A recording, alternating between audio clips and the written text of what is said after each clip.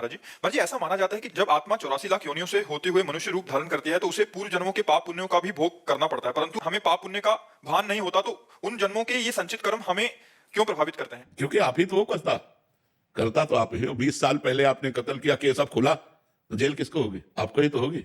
भले 20 साल हो गए तो आप ही तो हर योनियों में गए। पहली बार थोड़ी मनुष्य बने, लाखों बार करोड़ों बार मनुष्य बन चुके हैं और उनका किया हुआ कर्म आपको जमा है, आपको भोगना पड़ेगा, क्योंकि आप ही तो है ना।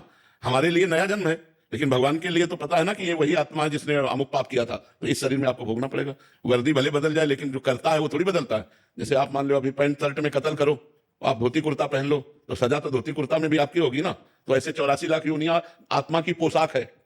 कभी सुअर बना, कभी कुत्ता बना, कभी गधा बना, कभी देवता बना, कभी मनुष्य बना, लेकिन बनने वाला तो वही है। ये पोशाकें पहनने से बनने वाला नहीं बदलता है, इसीलिए उसको भोगना पड़ता है, उसी आत्मा को भोगना पड़ता है जो अज्ञान जनित कर्म करके, पाप कर्म करके अब हम मनुष्यों नहीं बने। अब हम अपने को बचा सकते हैं, अब बचाने का टाइम है।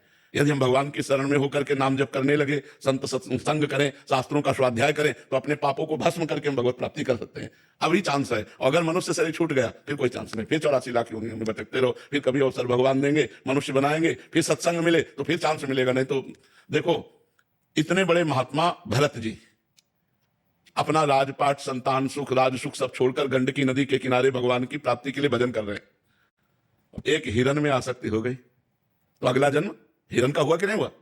सोचो आप, कितना सूक्ष्म निर्णय है कि एक हिरण के बच्चे में लगाव लग गया तो हिरण बनना पड़ा। और अपने लोगों की दुर्दशा क्या होगी जो सैकड़ों जगह फंसे। सोचो अपने लोगों की दुर्दशा, वो तो एक हिरण के बच्चे में फंस गए। यहाँ तो हिरण के बच्चे क्या, यहाँ तो फंसे ही फंसे। छोटे छोटे विषय, छोटे छोटे नशा, छोटी छोटी बातें तो बहुत है, बड़ी बड़ी बातें हमारे जीवन में फंसी हुई। हम पुत्र के आसक्ति, पत्नी की आसक्ति, पति की आसक्ति, परिवार की आसक्ति, और सब छोड़ के बाबा जी बन जाते तो शरीर की आसक्ति। ये भी दुर्गति है, ये भी दुर्गति का कारण है। जब किसी से प्यार ना रहे, केवल भगवान से, तो मुक्त हो गया। यही अवसर है, भजन कर लो। भजन के द्वारा सब आसक्तियां मिटाई जाती है, नहीं तो भोगना पड़ेगा, क्योंकि कर्ता तो वही रहता है, कर्ता नहीं बदलता, उसका रूप बदल जाता है, स्वरूप वही रहता है। रूप बदल जाएगा मनुष्य का, स्त्री का, पुरुष का, नाना प्रकार के अन्य योनियों का। तो इसीलिए कर्ता को भोगना पड़ता है, क्योंकि जो मालिक है वो कर्ता को देख रहा है, पोशाक को नहीं। पोशाक है ये तो पोशाक नहीं है, लेकिन जो पहनने वाला है वो तो पुराना है ना, इसीलिए उसको भोगना पड़ता है।